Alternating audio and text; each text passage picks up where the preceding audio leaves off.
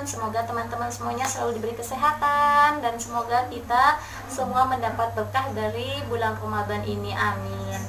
Oke teman-teman, langsung saja di konten kali ini aku mau bercerita lagi tentang pengalaman pribadi aku. Semoga teman-teman gak bosan ya mendengar cerita aku.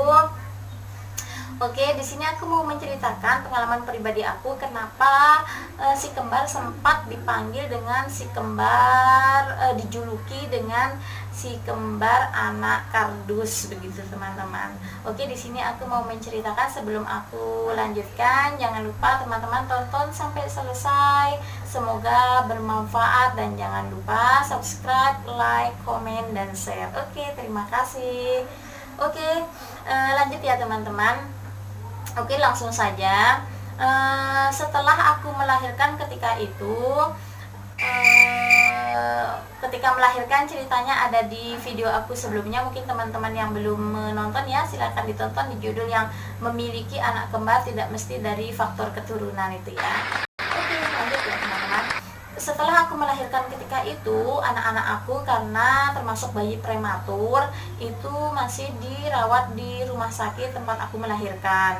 Karena babynya si anak-anak aku itu yang cowok itu 2 kilo, yang cewek itu 1 kilo, 9 on itu teman-teman.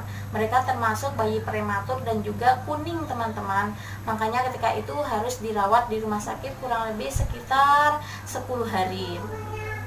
Kalau sedangkan aku sendiri itu esok harinya setelah melahirkan aku sudah diperbolehkan untuk pulang.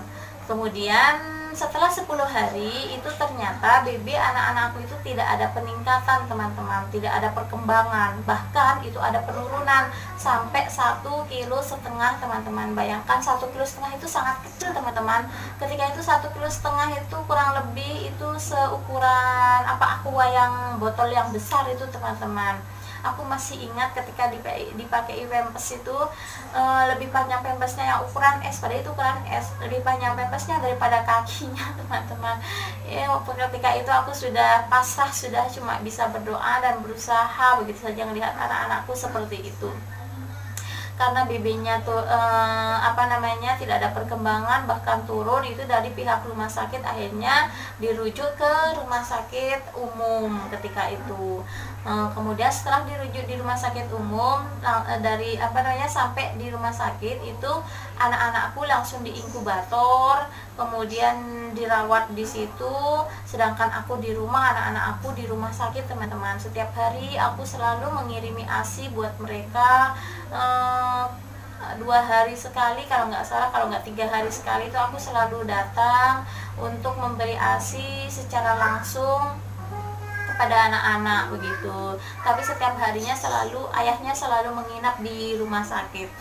Kemudian setelah selang beberapa hari sampai 2 minggu itu anak-anakku dirawat di rumah sakit, itu ternyata tetap teman-teman tidak ada perkembangan dengan BB-nya, bahkan tetap masih kuning begitu, tidak ada perkembangan dengan BB-nya. Sampai aku sudah mulai berpikir gitu ya, mulai stres ketika itu, rasanya itu mulai stres karena emang aku di rumah sedangkan anak-anak aku itu di rumah sakit. Bayangkan teman-teman, itu anak-anak aku pertama kali aku melahirkan, kemudian mereka kembar, itu jadi bahan pikiran gitu untuk aku pribadi begitu. Begitu juga dengan keluarga aku.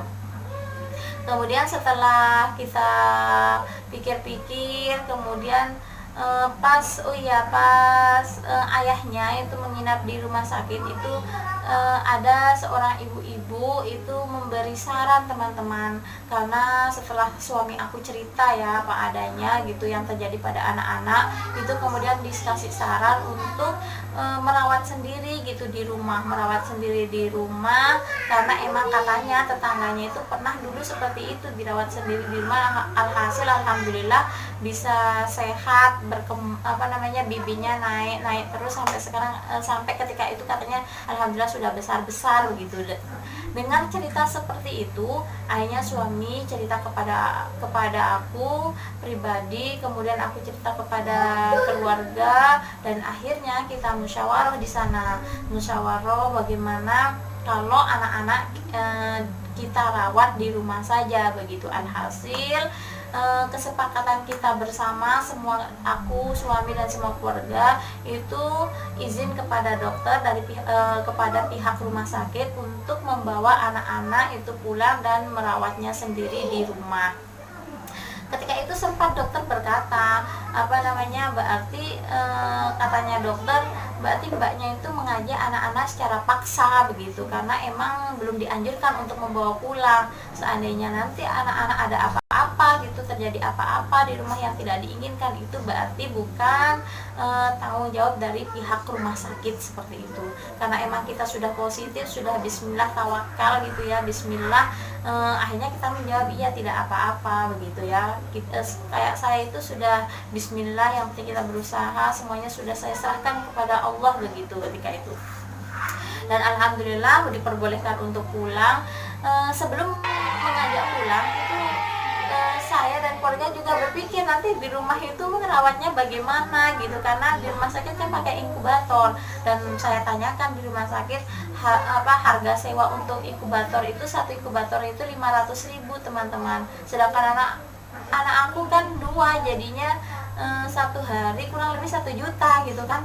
Sedangkan kita tidak tahu sampai kapan kita nyewa inkubator itu kayak gitu kan. Sedangkan ketika itu emang keadaan ekonomi aku itu sangat-sangat minim teman-teman, kayaknya sudah tidak sanggup kalau untuk menyewa inkubator. Alhasil aku pikir-pikir lagi bersama keluarga, ketika itu aku melihat anak-anak kan sangat kecil teman-teman, sampai aku sempat membayangkan anak-anak itu seperti anak-anaknya kucing begitu ya Allah. Ketika itu ya Allah ampuni hamba ya Allah. Ketika itu aku sempat berpikir seperti itu. Makanya ada pikiran untuk merawat anak-anak dengan kardus terus teman-teman. Kardus. Nah, itulah kenapa sempat anak-anak itu dijuluki dengan si kembar anak kardus, karena emang aku ngerawatnya pakai kardus teman-teman.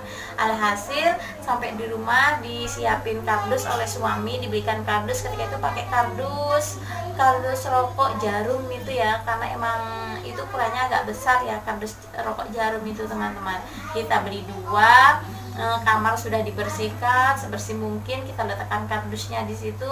Anak-anak sudah ditidurkan di dalam kardus, kita kasih lampu di atasnya, lampu dop gitu teman-teman, yang kurang lebih 20 watt itu kita letakkan di atas, yang mengarah ke perutnya, yang penting tidak sampai kena mata sama kelaminnya begitu. Ketika itu setiap 2 jam sekali aku bangunkan untuk Mimi ASI. Setiap pagi kita jemur di bawah sinar terik matahari biar kuningnya cepat menghilang. Kemudian alhamdulillah teman-teman, sekitar 2 minggu kurang lebih ya, aku rawat di rumah dibantu oleh bibiku. Itu kurang lebih 2 minggu, alhamdulillah bibinya anak-anak itu cepat naik drastis, kurang lebih 2 kilo 8 on kalau nggak salah ketika itu. Alhamdulillah teman-teman, setelah bibinya sudah naik kurang lebih 2 minggu itu, barulah anak-anak aku pindah ke kasur seperti biasanya, sudah tidak di kardus lagi itu teman-teman. Jadi anak-anak sempat tidur di dalam kardus kurang lebih 2 minggu. Setiap ada teman kerabat itu yang nyambangin, yang melihat itu selalu bilang, oh ini si kembar anak kardus ini gitu, si kembar anak kardus katanya begitu. Itulah teman-teman cerita aku, pengalaman aku, kenapa anak-anak aku sempat dijuluki dengan si kembar anak kardus. Semoga cerita aku ini bermanfaat buat teman-teman, khususnya teman-teman yang memiliki anak prematur ya teman-teman. Mungkin bisa coba dengan cara ini, karena emang alhamdulillah sudah banyak orang yang mencobanya. Aku bagi pengalamanku kepada saudara-saudara, tetangga, itu sudah alhamdulillah banyak yang berhasil teman-teman, banyak yang berhasil, dan alhamdulillah anak-anaknya juga sehat-sehat sampai sekarang. Itu teman-teman, semoga bermanfaat.